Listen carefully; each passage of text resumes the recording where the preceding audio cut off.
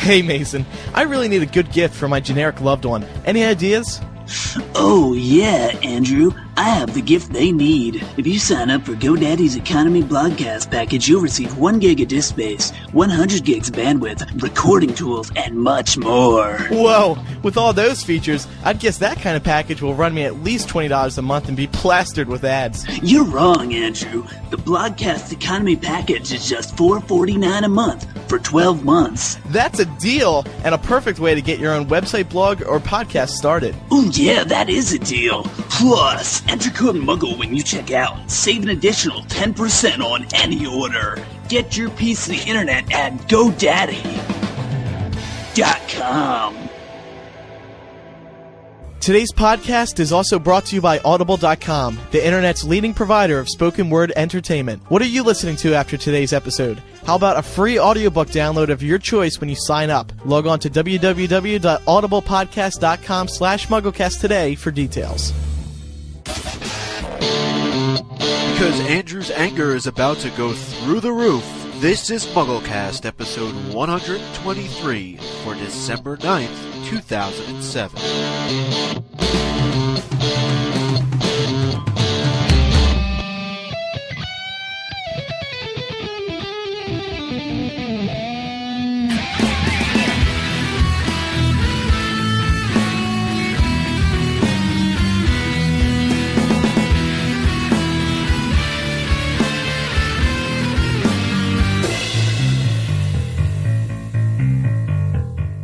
Good December, ladies and gentlemen. We're back for another week on the show, and Matt and Mike are here. Hi. Hey. We're down to the bottom of the barrel, so to speak, when it comes to MuggleCast ho-hos. Oh, you're sweet. Ho, ho, ho. I'm in the merry mood. Everyone has given up on the show at this point. Laura is studying for finals. Eric is touring New Zealand for the 18th billionth time before he leaves. Jamie is finishing up school. Ben is busy. Kevin is nowhere to be found. And it's just a mess. And I have to wonder, when people like Laura skip out on the show for 1 week just because of finals. Matt has finals next week, but is he dropping out? No! I have finals in 2 weeks. Am I dropping out? No! We don't turn off our MuggleCast recording boxes just because of finals like Laura does. What is wrong? Well, I don't really care about my finals because I'm failing my class anyway, so... Exactly, me too! We have a great show for everyone today. I'm Andrew Sims. I'm Mike Tenenbaum. Damn it! Were you cutting me off like the one time I go second in 123 episodes? You went before me last time. I always thought you liked going last. Oh, so you want to go first this time? If you want sloppy seconds, fine.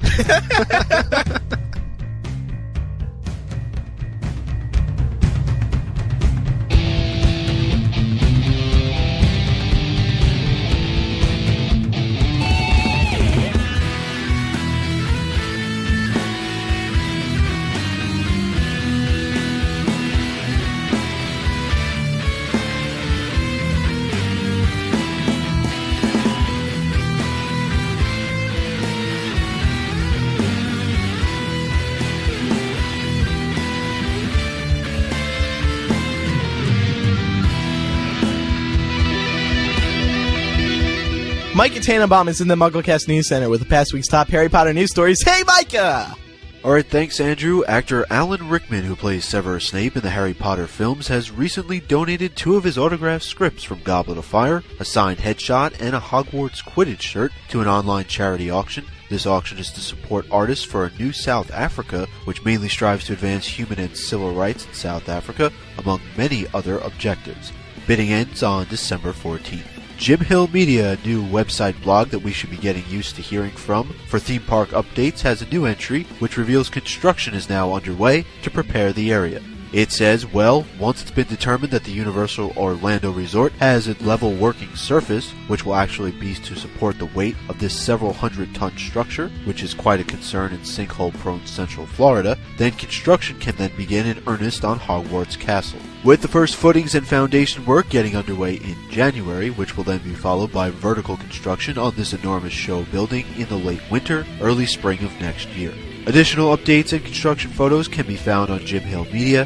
As construction moves along, you can be sure to find the latest updates and complete information in the theme park section of MuggleNet.com. Daniel Radcliffe, Emma Watson, and Rupert Grint were all named some of the top earning 20 under 25 stars according to Forbes magazine. Dan took the top honors for the male actors, landing the countdown at number 6, racking in $15 million. Emma came in 15th with $4 million, along with co-star Rupert closely following at number 16. E! Entertainment will have a 1-hour special on this countdown on Saturday, December 22nd at 6 p.m. Eastern. And having shot a special piece on Wizard Rock back in June, MTV has now released a top 10 list of their favorite Wizard Rock bands. Finally, on Barbara Walters' 10 Most Fascinating People of 2007 special, J.K. Rowling was named the #1 most fascinating and magical person of the year. The Harry Potter author also recently updated her site to recap the 4 months since the release of Deathly Hallows, answer questions surrounding Chapter 35, King's Cross, and provide information on Harry and Dudley's relationship, as well as the Elder Wand. That's all the news for this December 9th, 2007 edition of MuggleCast. Back to the show. Alright, thank you, Micah! You're welcome, Andrew. I'm gonna yell this entire show because I'm really frustrated over the lack of co-hosts! Ah! I think you need to calm down a little bit. Just a little bit, dude. I'm really worked up. MTV published a list of the top 10 Wizard Rock bands this week. And it sort of sent the Wizard Rock community into a frenzy because the Wizard Rock community does not like picking favorites, so to speak. And then MTV comes out with this list. And, you know, MTV sort of seen as the face of the teenage music generation, so to speak. And not many people were too happy about it. I guess the 10 bands that did get a feature were happy about it. But do you think this was a good idea for MTV? I don't think MTV really cares. Probably not. They're all corporate. And the list showed some of some Wizard Rock bands that we're friends with, notably Remus and the Remus Lupins, Alex Carpenter and the gang. Who else do we got? Harry and the Potters, Moaning Myrtles, The Outpost, Whomping Willows. You know, all good bands. Yeah. Who got number 1? Oh, well, yeah, that's the one thing. The band who got number 1 isn't even, I'm pretty sure it's not even officially a Wizard Rock band. Switchblade Kittens. They didn't start as a, don't laugh, come on.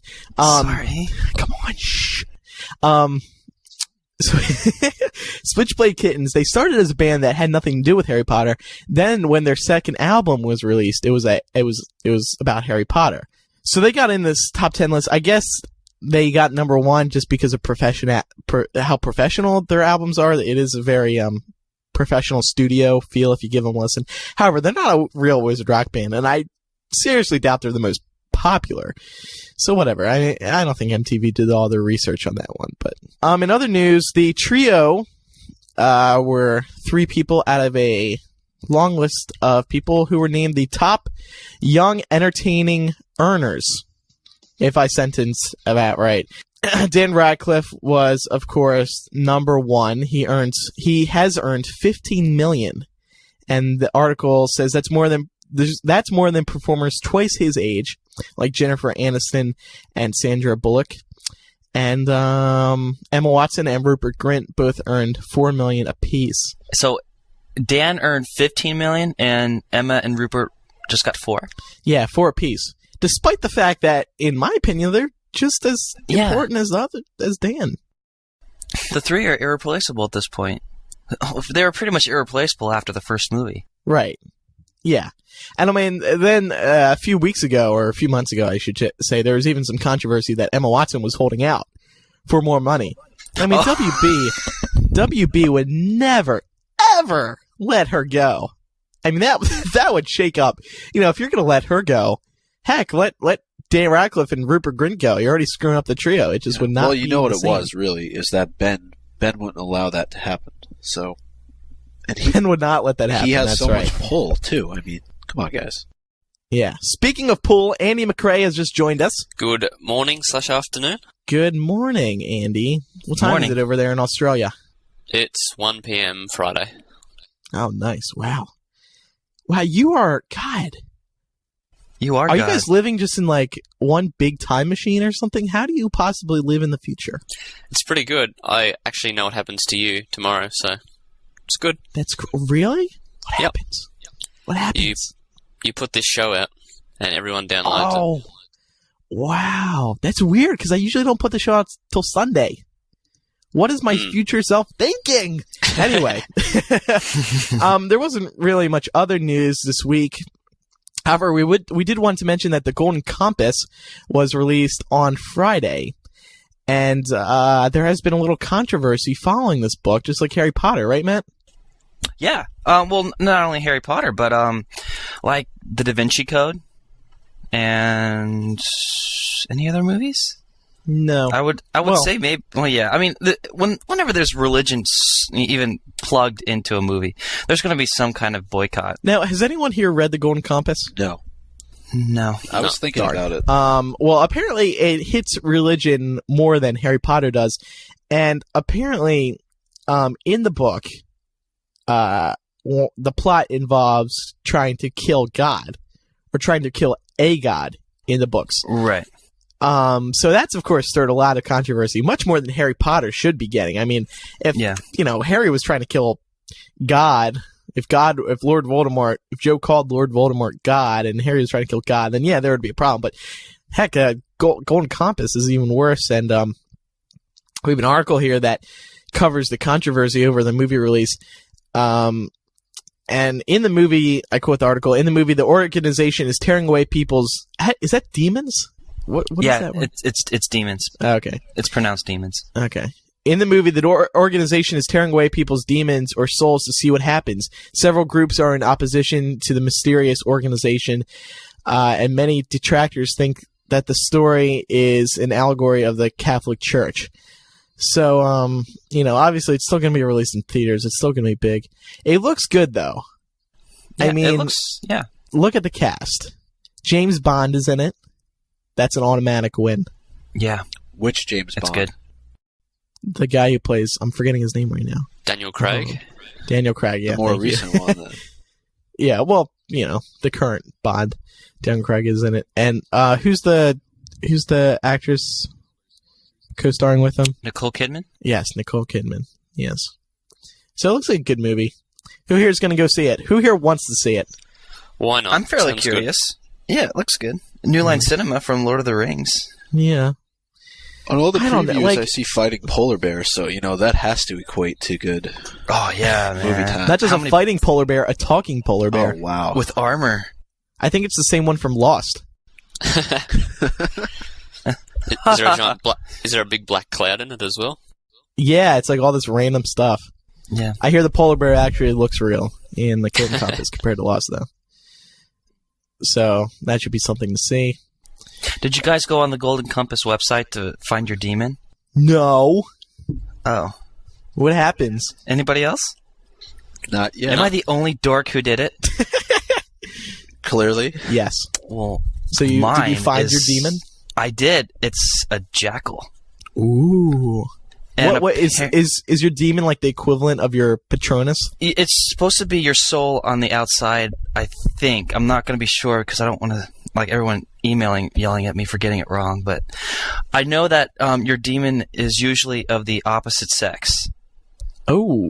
Like, I guess maybe it's like your other half or something, maybe? I don't know. What if you're But- gay? Well, No, seriously. it's probably a phoenix. Just like Well said. Well said.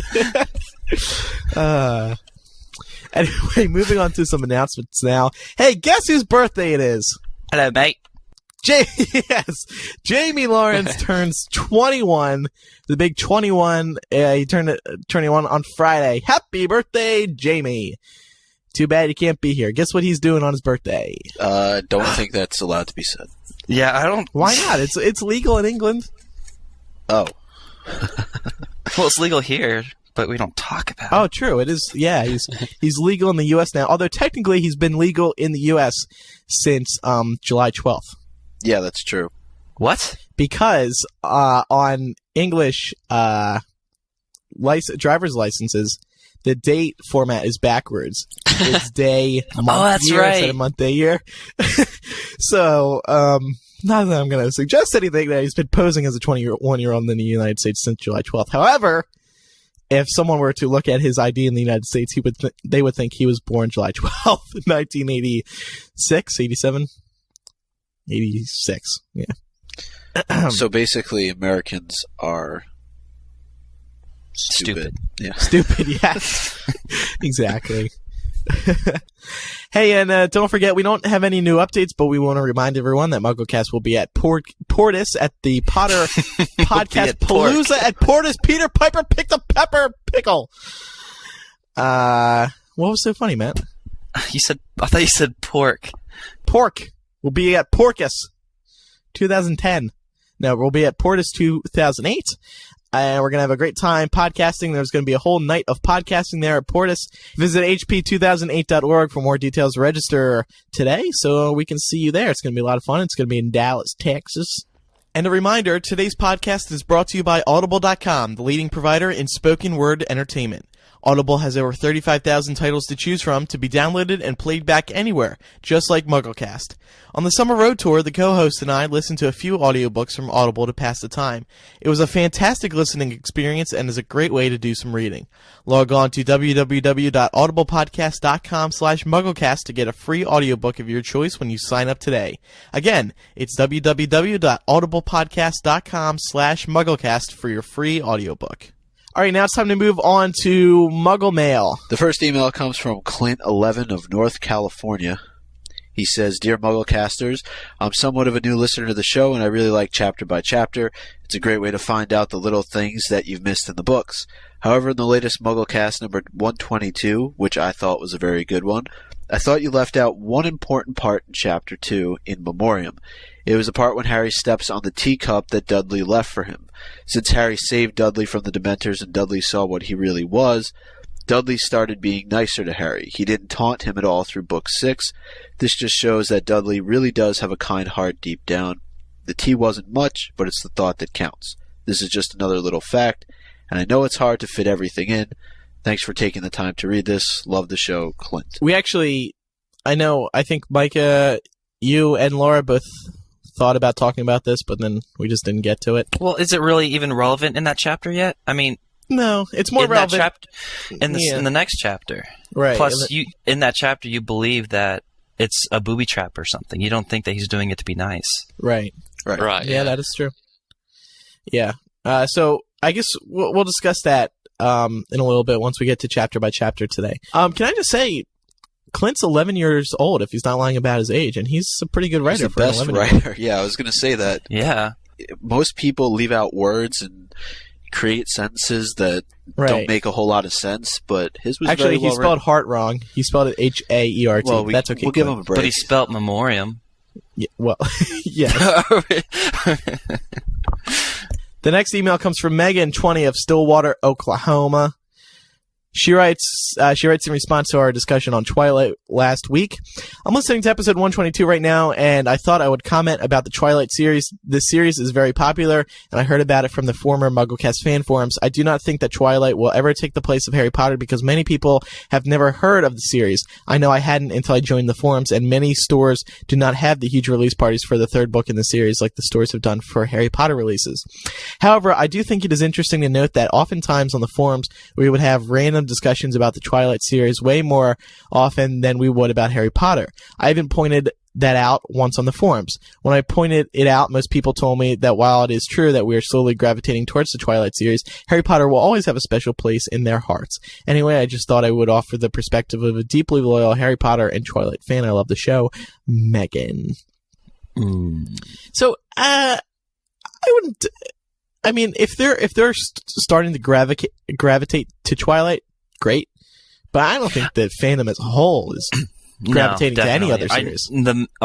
I think it's mostly just the girls will go to the Twilight. I mean, I looked a little bit about what Twilight, the series, was about. It's about a relationship between between a teenage girl and this boy who I guess is a vampire or something. And there's this, there must be this endangerment to her now because there's something that's against the. I don't know what's after that, but it seems like it's a kind of a romantic novel, but with magic.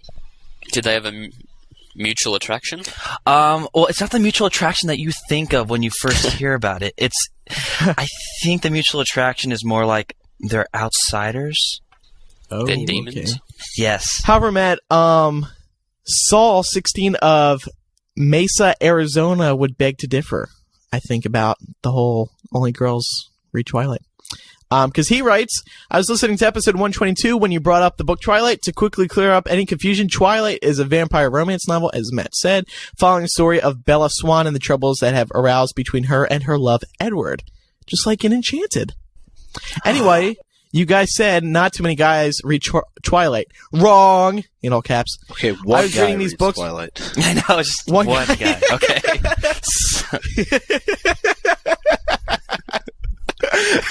Wrong. One guy, at least. I was reading these books before they got quote-unquote big. The author happens to be the sister-in-law of one of my teachers, so she had the chance to visit our school. I threw this off and said, so what? I regret this because shortly after I began to read these books and now love them, I soon found out that I wasn't close to being the only guy. Many, many, many guys actually read these books. I personally don't read them for the romance, but more for the adventure and suspense. So sorry, but you're wrong here. While most of the guys don't read them, many still do. Well, take away from Harry Potter, I won't lie when I say that can come extremely close to it. Twilight is quickly becoming the #1 fan fiction, and even threw Harry Potter off the bestsellers list. I doubt that it will amount to the size of our fandom, which I will forever be loyal to, but this is certainly becoming something huge. So in conclusion, yes, guys like this book, and it's not just the Dumbledore-like guys either. Good point, Sal. Good point. Okay. I don't know if I can still agree with that whole Twilight's becoming big because I've never heard of it before last week's show. What was interesting last week was I think all four of us were pretty sure that we had never heard of it before. I think Laura was the only one who had. So, and she's only heard of it because her friend. Yeah. A friend of her friend's cousin's sister's hairdressers. And this kid's only promoting it because his friend's sister-in-law is the one who wrote the book. Well, on Amazon.com, it has an average customer review of 4.5 stars. So it's definitely not a terrible book. John 15 from Oshawa, Ontario. What am I supposed to say? John 15 of Oshawa, Ontario writes. Oh yeah. Sorry. John 15 of Oshawa, Ontario writes. During chapter by chapter segment, you guys discussed page 21 UK Canadian, page 15 American ? With Alpheus Dodges' article. When you discussed our mutual attraction was undoubtedly due to the fact that we both felt ourselves to be outsiders. I noticed no one mentioned the fact that the attraction could have been to the school, not each other. Everyone sort of seemed to have went straight to the whole relationship thing because Dumbledore's gay, which I'm fine with, he is, before any assumptions come to play. Anyways, just wanted to know what you guys thought on my point of view. Keep up the great casting. I think Matt should just start reading every email now because he adds some character to it. I started trailing off. I know. That was so funny. My computer dimmed for a second. I got a little disoriented. And you were like, could have been to the school, not each other. Yeah. Yeah, that's a good point. That's a good point. I think that could definitely have been true. I think we did discuss other things, didn't we? I mean, it was kind of overridden by the other mutual attraction that we spoke about. By the way, I'm sorry for being immature last week. That was inappropriate of me. Yeah, that was pretty. That really hurt my feelings, Andrew. I won't do it again. Yeah. No, I hurt some listeners' feelings. I feel bad now. Aww. I need to grow up. Because I'm doing a Harry Potter show. Yeah, why should really. I be fun? Come on. Last week, I remember Laura talking about how Doge had dragonpox, and so I thought mutual attraction had more to do with the fact that he was an outsider because he was diseased, at least in the beginning, and then Dumbledore was sort of his own person and probably didn't fit in much with anybody. So I think we did kind of explore that side of it. So that was all. Okay. Let's move on to chapter by chapter now. This week we'll be talking about chapter 3 in Deathly Hallows. It is the Dursleys departing. Everyone open up their books. Oh, man. And basically what happens in this chapter, to summarize real quick, Harry leaves the Dursleys' house, and the Dursleys feel a little emotional while leaving Harry. I mean, this is another one of those, the big endings this was one of the highest anticipated chapters of the series. You think so? Well, up till book 7. I mean, when everyone was waiting for book 7 to come out. I think so. Yeah. Everyone wanting to see what Aunt Petunia would do, or yeah. Oh, that's true. Yeah, because there's agree with that. still the big question about Aunt Petunia. And it couldn't have been a bigger letdown. Right. Yeah, we didn't find out though. But J.K. Rowling later in the book. Actually, wait, no. She did address. Now I'm remembering. She did address in the web chat later on that she had different plans for Petunia, but then she changed her mind. So. Anyway, we'll go through our top 5 moments of the book this week that we do want to discuss. The first thing that we could take a look at is, Harry's treatment in this chapter in particular is kind of reflective of the way he's treated throughout the entire course of the series whenever we see the Dursleys. And, the main thing that takes place that kind of shows this is the conversation that he has with Vernon. And sort of the exchange that they have with each other. Right.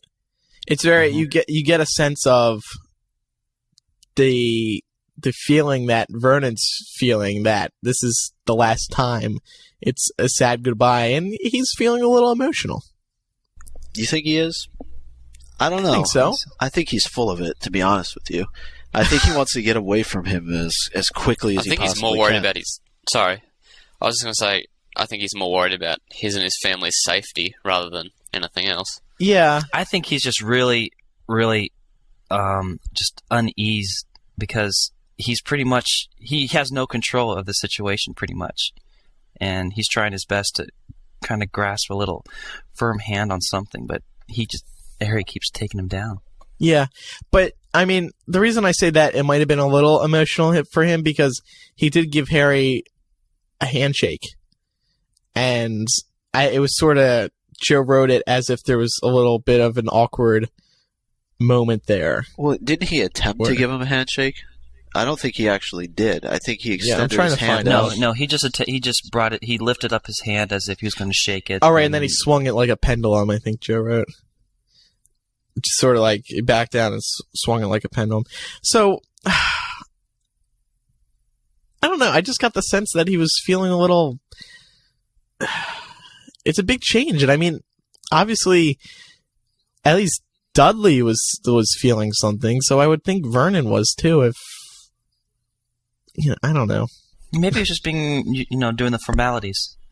Yeah, it's true. It's like saying goodbye to a family member, even if you don't. Yeah, but I thought it was particularly interesting that he doesn't even seem to believe anything that Harry says, and that's consistent again throughout the entire series. He's going back and forth in this chapter with Harry about, oh, well, do we really have to leave? I don't really think we have to leave. Why can't somebody else protect us? Why can't the Ministry step in? And I think it's just more of his character than anything else that, he's hesitant whenever this topic is brought up as far as the magical world is concerned, and he just doesn't seem to put any trust in Harry whatsoever that this is the right thing for them to do. But now's the time. This final explanation that Harry gives them, where he lays out all the details of how Voldemort will probably come and torture them and try to get information about Harry's whereabouts. It's finally like the nail in the coffin for Vernon to decide, okay, time to really get out of here. This is serious. Well, it's sort of like the two worlds coming together, really. Yeah. And it runs parallel even to book 1. I mean, we've talked about parallels and how it's all symmetrical, how 1 can relate to 7, 2 to 6, 3 to 4, and then 5 sort of parallel somewhere in there. You know, the Dursleys had to leave early on in Sorcerer's Stone, and now in the final book, they have to leave again, but this time we don't follow him, and then we don't see him again. So it's just another example of a parallel in the series. Anyway, moving along. I guess we could. We'll just jump down and then we'll go back. But there's a conversation during the conversation with Vernon. There's a point where, you know, like you said, they were talking about Voldemort and possibly him coming and torturing them to try and get at Harry's whereabouts. And there's that moment in between the two of them where Vernon and Harry are wondering the same thing. Would Harry actually come back to save the Dursleys if, for any reason, they got in danger? And right. I've always wondered that. And I think that it would make a really interesting movie scene. Because you kind of have that interaction between, and I hope they keep it in, because it's kind of important. You know, Is it though? I mean, they always go for things that advance the plot, and that's not really gonna advance the plot. You don't think so? Well, I mean, you're right. It's not going to do anything to the plot because they don't come back later in the movie. But I don't know. I think it would be kind of interesting to see the interaction between. Yeah, probably. Vernon would probably give him like the big eye and the long stare, like we've seen in Chamber of Secrets when he's sort of looking upstairs, all angry, trying to wonder what the hell's going on up there with Dobby. Right. Yeah. And I think he would, though. I mean, what do you guys think? Oh, absolutely. Yeah. They're family. I mean, that's his mother's sister and his cousin. And especially after this departure, which Harry left the Dursleys on an okay note. I mean, it wasn't a rude departure like some of the past books have been. So I think that would be even another reason for Harry to come back and be like, okay, I gotta save these guys. They're my family. It's probably just not the closure that everyone was intending for. What do you think everyone was intending? So, probably like Petunia would like flare her arms around Harry and say goodbye or something. Yeah. Or tell him something about his mother, like she actually did love her sister, which we kind of figured that out at the end of book 7. Yeah. When we did the flashback. Right. Yeah, we'll talk about that at the end of this top 5 because we want to touch on where in this chapter where Petunia wants to say something to Harry, but she leaves. Go ahead. No, I was just going to continue on talking about, you know, when Daedalus Diggle and Hestia Jones show up to escort the Dursleys.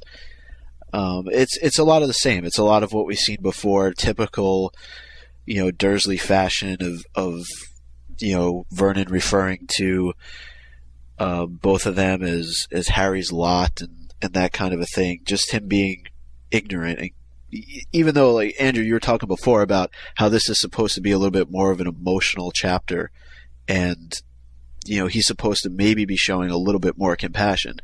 And really, there's a lot of things that takes place when, you know, those two are there that would kind of show that, in fact, Vernon is still the same old person after all. And oh, yeah. And I think with tempers running high, especially in Vernon's case, I think Vernon was looking for any excuse to get angry at these two random wizards suddenly coming into his house, even though he knew they were going to arrive. Right. And, I mean, I think they were kind of taken a little bit aback when, I forget who it was that said it, but they referred to the Dursleys as Harry Potter's relatives, as opposed to, you know, Harry sort of being in possession of the Dursleys, which he has been for so long. You know, I guess they were almost insulted that they were referred to as something like that. Did you guys get the same thing? Yeah. And then, I mean, we talked about Vernon's attempted handshake and how he kind of, you know, went for it but then backed off. I thought that was a little bit messed up. But I thought that was pretty much as good as you're going to get from him. Yeah. It's just like, I don't know, you're letting go of your nephew for the last time. Why not? why not? I mean, and it seemed like nothing was going wrong as of late. Vernon's always been sort of a little angry at him, but I just don't understand why. Maybe when he just reached out his hand to give him a handshake, all of a sudden he just started feeling really weird about it and just stopped. Yeah. Because there's always that awkward feeling you have with maybe a family member you've been angry with or a friend, and you don't want to be that nice to them to give them the wrong impression. I speak from experience. I was going to just ask that. Not really, actually. Or a high five. Or a high five. I mean, more of the same. Hestia Jones was shocked that the Dursleys don't really appreciate who Harry is. You know, she seems taken aback by the whole fact, and I think we've seen that happen at other points throughout the course of the series where, you know, wizards who have come to the Dursley home, or even Hagrid and, you know, Sorcerer's Stone, when he finds out that Harry doesn't know anything about his parents, it's more of the same, I guess. Yeah. And then, I mean, you know, that's just an example of how these two wizards are coming in from the wizarding world and just walk into this Muggle house, and they have no idea how the Dursleys act towards each other or towards Harry. So, you know, I think there's a reasonable excuse for flipping out like they did, you know, just over Petunia when she consoled Dudley and not Harry. I thought that was hilarious. I hope they put that in the movie. So that's going to be a funny scene. Yeah. I wonder if this whole scene, maybe at the end of each chapter, we should start discussing, like, if it's all going to be kept in or not. I mean, that could be interesting to talk about too. right. Yeah, I'm afraid this may be cut really short, if kept in at all. Yeah, I reckon this is... technically, it's not really connected to the main plot of the story. Right. They cut it down so much. I mean, the whole ending battle is going to have to take up like a half hour alone. Yeah, so I'm afraid this chapter might be cut. Yeah, it doesn't... I mean, they got cut from Order of the Phoenix and probably from the Half-Blood Prince. I don't know if... I know they haven't been officially confirmed for being on board with the movie, so I don't know. We'll see. I think they may put that in Half-Blood Prince because it's a weird place to start right after that scene in the beginning of the movie. Yeah. Well, if you think back to the fourth movie, there's that sort of comical scene with the whole fireplace thing, and they just got rid of that completely. So Right. Oh, I loved that scene. That scene was so good. Yeah, it was. Gone. Well, just wait another 80 years for the remake. Yeah. All right. Anyway, moving on to point 3 now.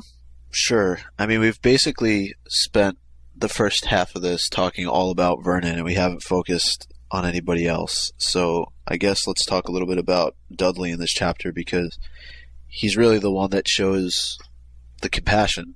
Nobody else does. So, I mean, what did you guys think? He's the one that ultimately makes the decision to go with the Order, and Harry knows that since it's him that's making the decision, that they're going to be safe and they're going to go because anything that Dudley says goes. And right. First I was really surprised by this scene, and then, now thinking back on it, I think I even talked about it on our initial reaction show. I was like, what? This came out of nowhere. Why is Dudley something like this? But now I realize, in the whole grand scheme of things, and the whole, the theme of this book is just a big, nice goodbye from everyone. I think it was nice that it ended on this note, with Dudley finally being the person he should be, finally respecting Harry for who he is. Like we said, the teacup. Dudley, maybe did it say in the book if he leaves it there like every morning?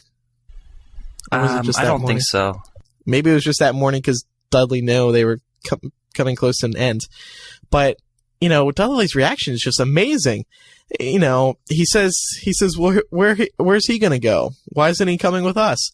And those were obvious questions, but it sort of made me think that Dudley just wanted to stall, to sort of maybe not spend more time with Harry, but maybe try to convince or try to talk him into coming with him or something. Or maybe it was just that Dudley felt safer with Harry by their side. It's possible. Maybe. Yeah. I mean, you don't really know much about him in book 6. I mean, this could have been like 2 years of like soul searching, or like he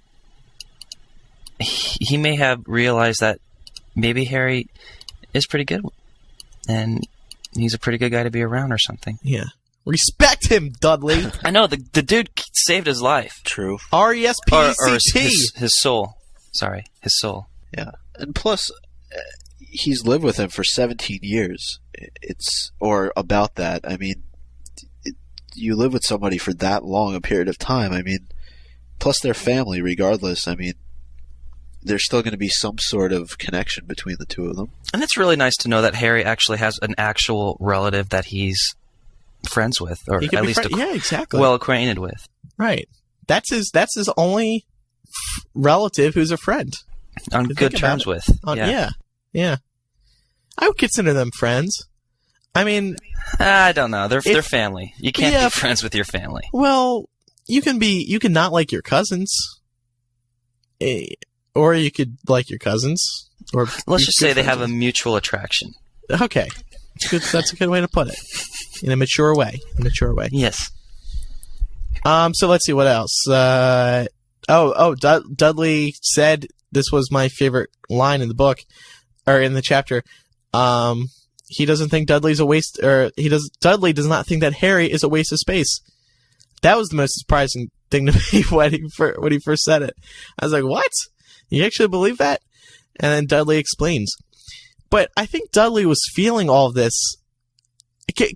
Is it fair to say that Dudley was feeling emotion in this chapter? Maybe Vernon wasn't, but Dudley was? I guess so, yeah. Yeah. I mean, because Dudley was sort of, like I said, I sort of felt like he was stalling, or he was trying to get something more out of Harry.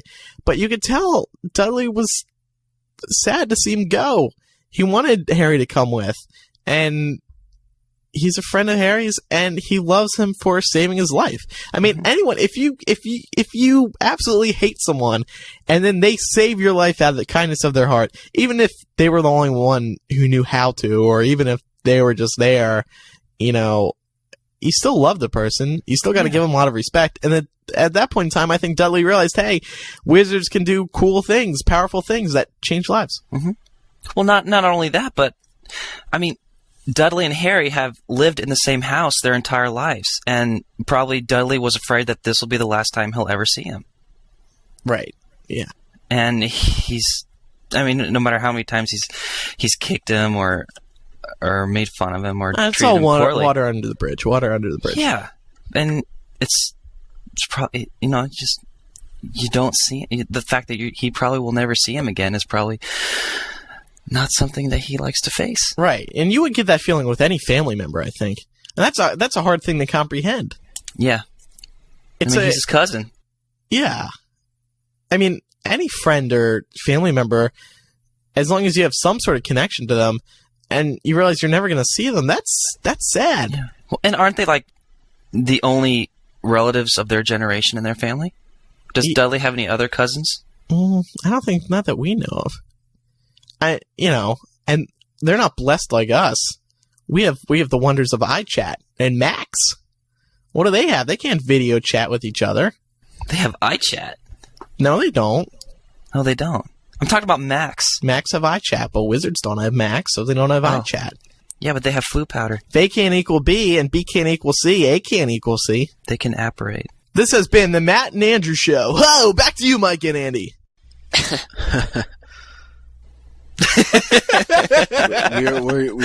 we don't even know what to say anymore. We're so floored by that discussion. Well, it started good. It was pretty sweet. Was it the Dementor attack that caused Dudley to act this way? Yes. Right? Yeah, sure. I think it's what caused him to act that way. I mean, what else would? In all actuality, and I know we'll talk about it in a minute, but what J.K. Rowling said that Dudley saw when he was attacked by the Dementors, but I think that probably had the biggest effect on him, and that probably caused his change. I mean, Matt said before, we really didn't see much of Dudley interacting with Harry in books 6.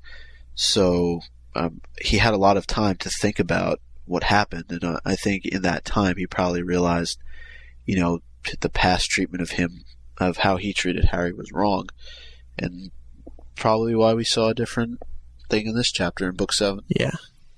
Like but I mean, go ahead. No, go ahead. You go ahead. No, I insist. All right. I was just going to say, I guess the Dementor attack is like the thing that made the whole thing really real. It was the first interaction sort of Dudley had between Harry's world. I don't know, That's a good point. it was real fear, not just talk, if that makes sense. Yeah, I think so. And I mean, but it's still like, you're still losing your family member. As much as you may have despised them, and Petunia, as we're going to get to in a minute, and Vernon, they're all sort of weary about it. They weren't too sure what to think, I think. Do you think do you think they know there's a possibility Harry's going to die? Like a real possibility? I think I wonder if that dawns on them. I think Petunia does. Yeah. Maybe not the other two as much. Yeah. And I don't think, quite honestly, I don't think Vernon would care. I really don't. I don't really think he would. He's more concerned, like even the stuff that he talks about in this chapter.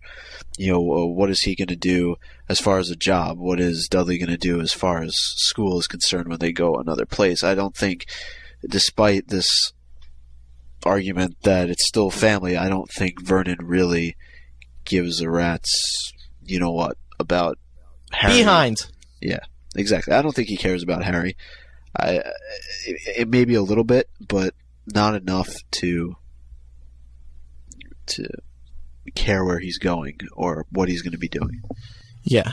So you don't think he genuinely just deep down loves him like you would a family member? Because like everyone loves their family. You may not like a member of your family, but you still might love them. Right.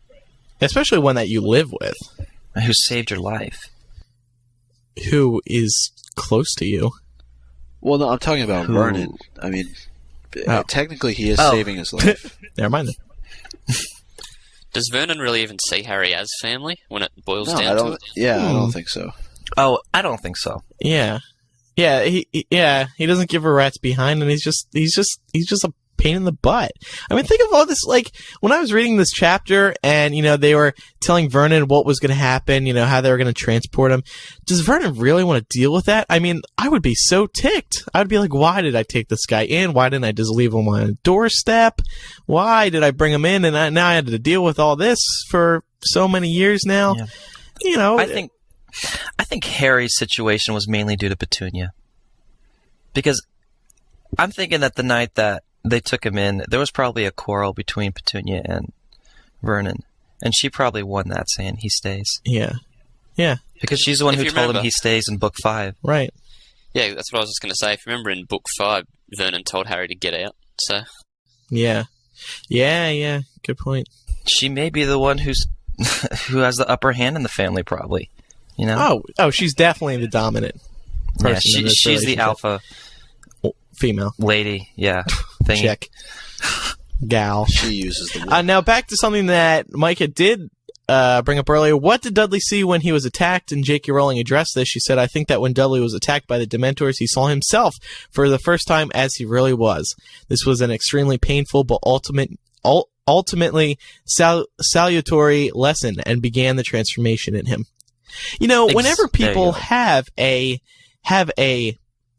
near-death experience, it seems like that's when they realize, their place in the world. And that's exactly what it was for Dudley. That was a near-death experience. I mean, you always hear these stories about people who are this close to death, and then they survive, and then they see the light. You value life more once you know it's nearly taken away from you. Right, yeah. And especially the people who save you. This, and I know Andy kind of touched on it before, but I think this made also everything real for Dudley. The magical world up until this point, the people that he encountered weren't necessarily negative people. But I think this kind of put everything into perspective for him. Right. Yeah. And lastly, the final point we wanted to bring up today, Petunia wanted to say something to Harry before she left. She paused as she was walking out. She turned around, And she opened her mouth a couple times, but then decided not to say something. And J.K. Rowling is quoted as saying, "I think that for one moment, she trembled on the verge of wishing Harry luck, that she almost acknowledged that her loathing of his world and of him was born out of jealousy." Since Joe did reveal, as I said earlier, that Petunia wanted to go to wizarding school. Because we find that out later in the novel. Right. And, you know, from Petunia, I could have expected maybe a hug. Because that's the last part. Or just a pat on the back, even. Yeah. Or a wink. A wink and a smile. Yeah. It was the last part of her family. Of Lily. That was the last part of Lily. And then she just lets him go without saying a thing. It's a bit harsh. Doesn't she have any sort of motherly feeling? Exactly, yeah. We did get a few listener emails this week, but now that we look back on them, we actually did cover them all in all of this discussion. One came from Brittany, 13 of Las Vegas. One came from Robert Anderegg, 17 of Odessa, Texas. And the last one came from Emily and Ashley, 16 of Missouri. So thanks to them for emailing in, but we answered your question today. And thanks to everyone who's been emailing in lots of feedback about this segment and about future chapters. So we have some extra things to talk about. Let's get now to quote quiz. Or quote quiz. Do you guys get it? It's like an echo. Like we're in a tunnel or something. And I just cup my mouth on and go, quote quiz. I'm actually going to go in a tunnel and record that someday. It'll sound pretty cool. This quote comes from chapter 4, The Seven Potters. The quote is, "Hold on, Harry, this'll do for him." Hold on, Harry, this'll do for him. Who said that quote? And who was he talking to? What do you mean, who was he talking to? I know, it's a joke, Micah. Thank you. Anyway, next week we will be discussing the Seven Potters. It's the chapter where Harry takes his big journey to safety. I think that was such a clever plan. I just loved reading that because it was so clever. It was so Joe. It was fun. I'm really scared for that scene in the movie, though. They're going to butcher it. Oh, heck yeah. Hedwig's not even going to die. He's just going to reprieve her character. Yeah. No, in the distance, you're just going to see like a cloud of feathers. Just like burst in the air. Yeah, very small special effects in the background. Just so they can keep it in. It's going to be like 5 frames long. Nobody will notice, but then when everyone complains, they'll be like, it was there. It was short, but it was there. Just like, what's that character? Dobby in book 4. Movie 4. Yeah. The camel elf, or whatever it was. Mm-hmm. It's time now for a chicken soup for the MuggleCast Soul Foreign Edition. Chicken soup comes from Yavid Mohammed, 21 of Trinidad and Tobago. He says, "Hey MuggleCasters, I'm probably the only Trinidadian listener you have, but then again, I may be wrong. Anyway, I'd like to thank you all for the great job that you all are doing. The MuggleCast podcast has really opened up my eyes to the finer details of the Harry Potter series that I would have just skimmed across even if I had read them multiple times. The podcast has really made me appreciate the Harry Potter series much more, and I find myself telling others who read the books to listen to you guys and gal to get a deeper understanding of the books. Again, I would like to thank you for all the stupendous effort you placed into this podcast, and keep up the good work, for it's well appreciated worldwide." I hate to burst your bubble, but you are not the only listener from Trinidad. I'm just searching my email right now, and it looks like there's maybe 4 other people. It was still a heartwarming message, Andy. Yeah. Oh, no. It was a very nice message. Yeah. Thank you for sending that in. I'm just saying, there are a few listeners. We have listeners everywhere. It's awesome. Can you guys believe you're talking to people in Trinidad right now? And Tobago? Actually, yeah. Tobago? And Germany and Sweden and Portugal and Hawaii and Pennsylvania. Brazil. It's amazing, this Don't technology. we have a lot of people from Brazil? Yeah. I remember that for some reason. I don't remember Brazil, where I heard that Australia, we got a big audience in. Yeah, Germany. Do we still get numbers and stuff from different countries or no? Yeah, we have statistics. Let's see. I'm looking up the top countries right now. We'll go through them real quick for kicks. Sweet. Number 1, United States. Number 2, Canada. Number 3, United Kingdom. Number 4, Australia. Number 5, Germany. Number 6, Mexico. Number 7, Norway. 8, India. 9, Sweden. 10, China. 11, New Zealand. Netherlands. Ireland. Japan. Philippines. France. Singapore. Brazil. Denmark. And other countries. That's the order. That's pretty cool. Sweet. Yeah. People Sweet. from everywhere. We should promote that survey link because that's how we got those statistics, and we haven't had that link up for over a year, so that's probably very outdated, but it's probably still follows the same pattern. Anyway, I think that just about does it for this week's episode of MuggleCast, episode 123.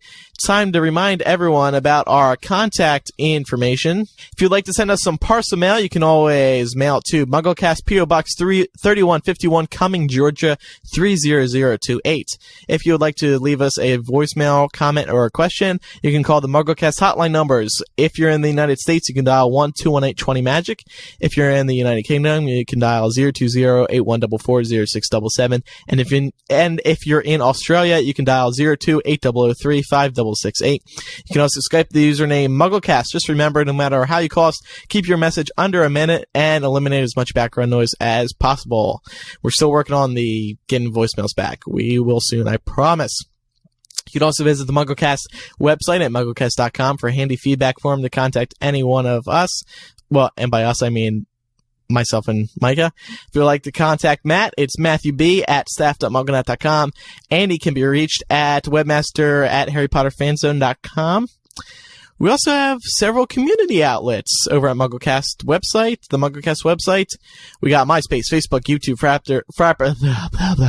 MySpace, Facebook, YouTube, Frapper, Last.fm, and the fan listing. You can also dig the show at dig.com, vote for us once a month at Podcast Alley, and rate and review us at Yahoo Podcasts. Again, all this information can be found at MuggleCast.com. I want to say next week will be our DVD review show. So, email in your... What? What TV? What DVD? The Harry Potter and the Order of the Phoenix 2-disc DVD is coming out next week, a month after Australia and England got it. Matt, will you be getting it? I know, it is. Matt, will you be purchasing it on Tuesday, December 11th? I maybe... No. Really? I don't know. Maybe. It's worth a shot. Okay, well, we have a review show, and if you want to be on it, you gotta watch the DVD! How about you, Micah? Yeah, hopefully I get the deluxe edition this time, because last time I went for Goblet of Fire, I got the wrong one. Yeah. Hopefully you don't delay seeing it or buying it 2 months. What? The thing they did with Goblet of Fire DVD? Like, they have the one disc that just has nothing? Yeah. Who buys that? I know. Who does buy that? It's like a $5 price difference, too. It's amazing. I remember when I bought Sorcerer's Stone, I bought it on VHS. Oh, so did I. Wow. I had to go replace it the other day. Wrecked my collection. Like, did you buy DVD? Because I got 4 DVDs and then this one fat box thing. Yeah. Yeah, I know. I remember the deleted scenes were at the end of it, too. So you had to fast forward past the credits. Like, wow, this is cool. Wait till the end of this feature presentation for a bonus scene. Yeah, exactly. They said it in that voice too. Yeah, that was actually pretty good. Yeah. Yeah. So anyway, we will be reviewing the DVD next week. We might take a break from chapter by chapter, unless we just make it a really long show. I'd rather lean toward skipping chapter by chapter for 1 week. And one more thing. Can I just...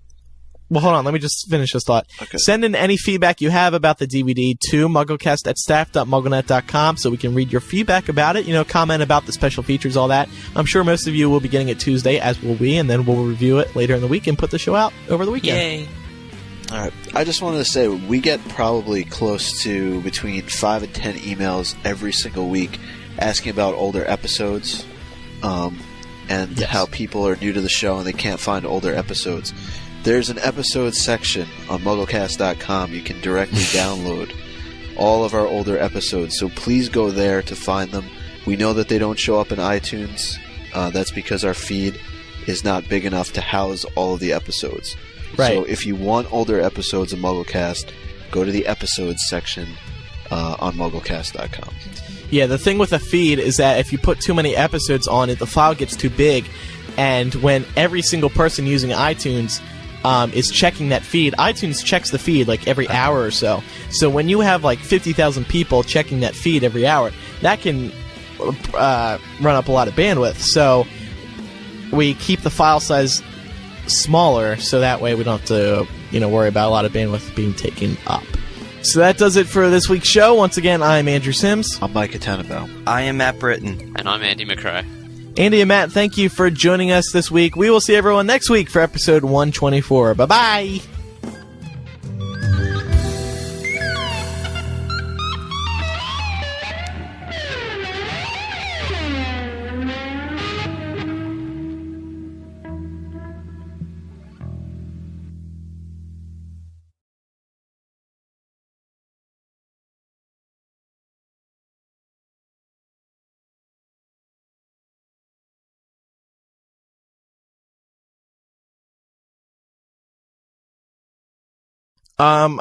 Matt, I think Jonathan Malfoy, 12 of Nashville, would beg to differ, though. Oh, really? Because he says in our next email, I would like to inform you that I will not be listening. Oh, wait. Yeah. Oh, did someone... Wait. I put an email in here about... Micah, did you take it out? No. I don't even know where this email came from. I am absolutely positive I put an email in here from a guy listener that reads Twilight. Hold on 1 second. I started in my Gmail.